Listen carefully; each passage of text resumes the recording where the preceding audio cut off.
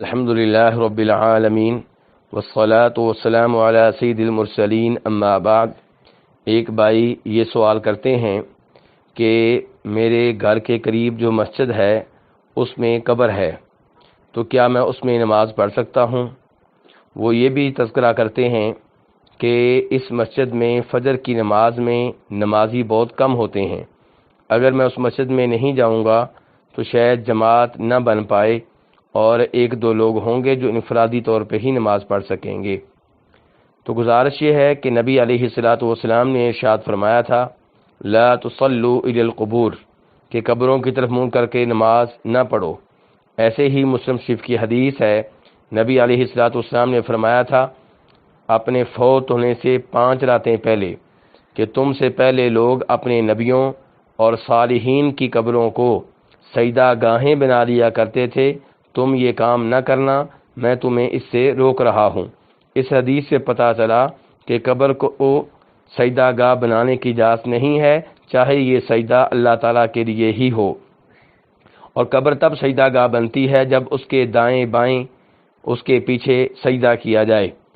اور ایسے ہی امام بخاری وغیرہ روایت کرتے ہیں جناب عائشہ رضی اللہ تعالیٰ عنہا سے اور جناب عبداللہ ابن عباس رضی اللہ عنہما سے کہ نبی علیہ الصلوۃ والسلام جب فوت ہو رہے تھے، اپنی آخری سانسیں لے رہے تھے، تب آپ اپنے چہرے پہ کبھی چادر ڈال لیتے، کبھی اتار دیتے۔ اس وقت آپ نے فرمایا تھا اللہ کی لعنت ہو یہودیوں عیسائیوں پہ کہ انہوں نے اپنے نبیوں کی قبروں کو سجدہ گاہیں بنا لیا تھا۔ اس سے پتہ چلا کہ قبروں کو سجدہ گاہیں بنانے کی اجازت نہیں ہے، قبروں کی طرف منہ کر کے نماز پڑھنے کی اجازت نہیں ہے، قبروں کے ارد گرد اس انداز سے نماز پڑھنا کہ قبر سجدہ گاہ بن جائے، عبادت گاہ بن جائے، یہ درست نہیں ہے۔ یہیں سے علماء کرام نے یہ فتویٰ دیا ہے کہ اگر کسی مسجد میں قبر ہے تو وہاں پہ نماز نہ پڑھی جائے، بلکہ یہ دیکھا جائے کہ قبر پہلے بنی تھی یا مسجد پہلے بنی تھی۔ اگر پہلے قبر بنی تھی، مسجد بعد میں بنائی گئی ہے تو مسجد کو کہیں اور منتقل کیا جائے، اور اگر پہلے مسجد بنی تھی، قبر بعد میں اس میں داخل کی گئی ہے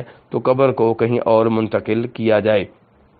البتہ مسجد نبوی کا معاملہ اس سے مختلف ہے، کیونکہ مسجد نبوی میں مسجد بھی نبی علیہ الصلوۃ والسلام نے بنائی ہے، اسے تبدیل نہیں کیا جا سکتا، اپنی جگہ پہ رہے گی، اور آپ کی جو قبر ہے وہ مسجد سے باہر آپ کے حجرے میں بنائی گئی تھی، لیکن بعد میں آنے والے کسی بادشاہ نے اس انداز سے توسیع کی کہ وہ حجرہ بھی مسجد میں داخل ہو گیا، اور آپ کی قبر وہ بھی آپ کی حدیث کے مطابق بنی ہے، اسے بھی اس جگہ سے تبدیل کرنا ممکن نہیں ہے۔ لیکن دیگر مساجد اور قبروں کا معاملہ مختلف ہے، وہاں پہ جو چیز بعد میں بنی ہو اس کو کہیں اور منتقل کرنا چاہیے۔